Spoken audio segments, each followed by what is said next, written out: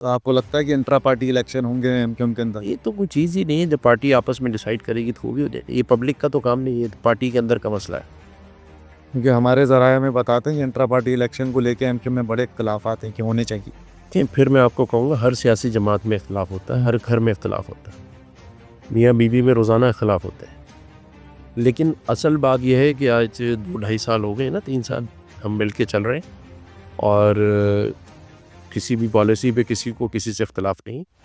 हाँ, जो मीटिंग्स होती हैं उसमें अगर किसी बात पर इज़हार किया जाए और बाहर ख़बर ये निकले कि ये नाइत्तफ़ाक़ी है और एक दूसरे से इख्तिलाफ़ है, तो वो फिर समझने वाले का फ़र्क है।